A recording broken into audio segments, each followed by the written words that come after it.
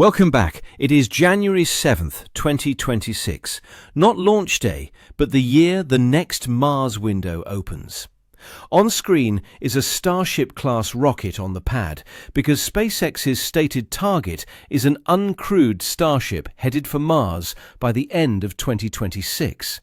If they can pull off the hard part, repeated, reliable launches and in-orbit refueling. The pitch from Elon Musk has always been the same. Make humanity multi-planetary, as a kind of civilizational backup. But as this window gets closer, the question shifts from can we build the rocket to can we build a life? And if we can, should we? On screen is our title card, because today's panel is built to argue the point from 3 angles. First, our optimist engineer. Every constraint is a solvable design problem. Welcome. Glad to be here. And to ground this in what's actually been said publicly.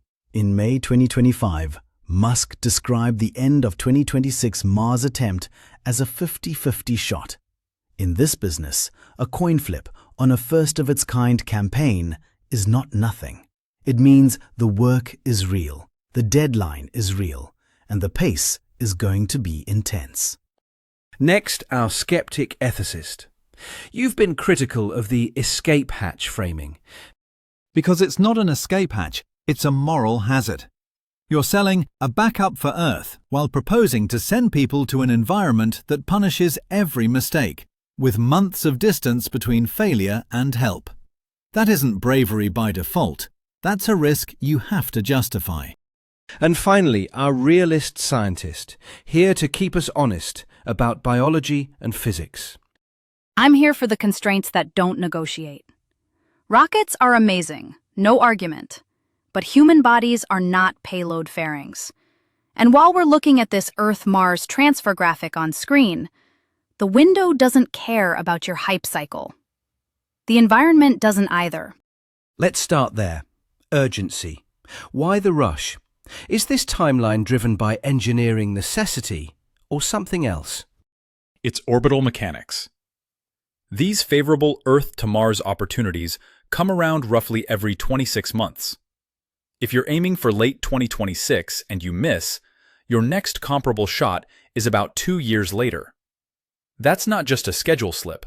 That's lost momentum, lost hardware cadence, lost team focus. And speed is the enemy of safety. When you tie a settlement story to a transfer window, you're tempted to treat life support, radiation protection, and crew welfare like Phase 2. But on Mars, Phase 2 is Phase 1. Here's what's changed in the last few years, not just the last few months. We now have much better guidance on where near-surface ice is likely to be accessible at workable latitudes. On screen is a simple cross-section, because the point isn't water is everywhere.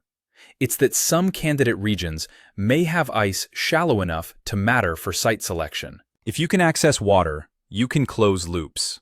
Drinking water, oxygen, and, paired with Mars's CO2, methane fuel. And there's early-stage work, including NASA-backed concepts, on using engineered microbes to biocement regolith into building blocks. Not sci-fi skyscrapers, practical stuff like interior structures, shielding, and outfitting without shipping every kilogram from Earth. Let's put guardrails on the ice is shallow takeaway. Orbital mapping and exposed ice craters are incredibly useful, but they're not the same as running industrial excavation in brutal cold, abrasive dust, and weak gravity, day after day, without constant human maintenance. And the living bricks idea is genuinely interesting, but it's still an early research-to-application bridge. Lab success on simulants doesn't automatically translate to pressure-rated habitats, airtight seals, and multi-year durability under radiation, temperature cycling, and dust intrusion. This is where the optimism turns dangerous. You talk like the humans are a rounding error. In December 2025, the National Academies released a report laying out a science strategy for human exploration of Mars. Read it and the theme is clear. Biology, operations, and systems resilience are not side quests. A Mars outpost is a closed system. Every breath, every drop of water, every calorie is engineered. If a critical subsystem fails, you don't call a resupply truck. You start doing triage. And unlike the ISS, you can't count on a quick evacuation. You're months away. I'm not ignoring that. I'm saying the whole architecture is built around avoiding months away as a death sentence. Redundancy, stockpiles, and yes, making return fuel on site so staying doesn't automatically become never coming home. And that Academy's report isn't a stop sign. It's a checklist of what we must prove before we treat Mars like a place people live. It's a checklist, and some of the items are ugly. One example: dust. Martian regolith isn't just annoying. It contains perchlorate compounds that are harmful if they get into your food chain or lungs over time. On screen, that toxic dust visual is the day-to-day reality. You track it in on suits, in equipment, on everything. And engineering can reduce that risk. Suit ports, where the suit stays outside, are a real concept. Dust-repellent coatings and electrostatic mitigation are active research areas. None of this is magical, but it's not unknowable either. Reducing is not the same as solving. And you're also treating the mind like it's software. You can't patch loneliness. You can't hot-fix grief. You're asking people to live inside a machine under stress, far from everyone they've ever known. The analog data backs that up. In places like Antarctica habitats and high seas style isolation studies, even with an exit available, you see conflict, morale dips, and performance changes. On Mars, the exit is theoretical. But that's also the point of exploration. The people who volunteer for this will be selecting into hardship. Risk isn't a bug, it's the frontier cost. If we wait for perfect safety, we never leave Earth. There's a difference between not perfectly safe and institutionalized recklessness. When people talk about a city on Mars, they skip the part where we haven't yet demonstrated a small crew can live there for years without turning a chain of minor failures into a fatal one. Let's talk radiation. The optimism usually shrinks when the doses get real. The chart on screen shows what a Mars cruise can look like, a steady background with spikes from solar events. And on the surface, Curiosity's measurements suggest roughly on the order of 0.6 to 0.7 millisieverts per day, far above typical Earth background when you average Earth's dose over a year. That's not a bad sunburn. It's cumulative risk, plus the possibility of a dangerous solar particle event. On screen is a solar storm visualization for a reason. If you don't have a storm shelter with serious shielding, you can take a high dose fast.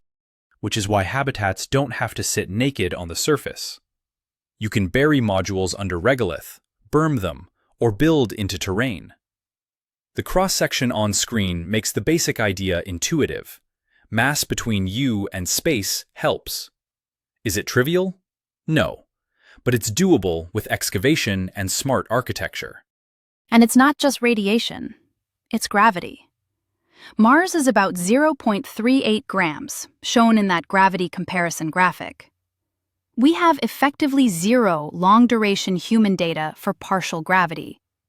We know microgravity is brutal on bone and muscle. We don't know if 0.38 grams is enough. On the ISS, even with intense exercise, astronauts can lose around 1% or more of bone mineral density per month. If settlers arrive and spend years trending weaker, injury risk climbs, and medical capability on Mars is not a modern hospital. And then there's reproduction. If you say colony, you're implying children eventually. But we don't know what gestation looks like in 0.38 G, and radiation adds another layer of risk. Putting a future generation into an uncontrolled experiment is not a footnote, it's the ethical core. I agree. No one should treat Mars as a place for pregnancies early on. First, you build infrastructure and safety margins. And shielding isn't only dirt. Water is useful mass too. If you store water strategically, it can double as part of your radiation protection. Water walls don't fix gravity, and they don't fix economics. On screen is an abstract cost chart with question marks, because that's the truth. There is no publicly verified, airline-like price to land tons on Mars. Even the most optimistic plans depend on a breakthrough in reliability, cadence, and refueling. And breakthroughs happen when you commit. Even if the early campaigns are expensive, the payoff isn't just Mars real estate. It's the tech you're forced to invent, recycling, power systems, automation that can improve life on Earth. Maybe. But here's what the swim-style water map on screen reminds me. Dots on a map are not a settlement. They're a constraint. If your water source is patchy, seasonal, or harder to extract than expected, everything gets tighter. Food, fuel, oxygen. And tight resources amplify psychological stress. That's why selection and training matter. You pick crews who can operate under uncertainty and still work the problem. You can't select your way out of governance. The Outer Space Treaty blocks national claims of sovereignty, and it puts responsibility on states for what their entities do. But it doesn't hand you a complete rulebook for property, labor rights, dispute resolution, or emergency authority on Mars. When the recycler fails, good vibes isn't a legal system.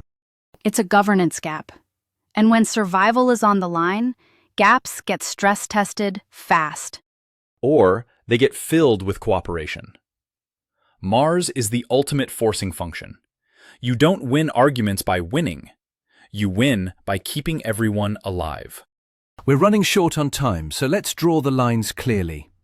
The next favourable Mars window is late 2026, and SpaceX has talked about attempting an uncrewed mission then.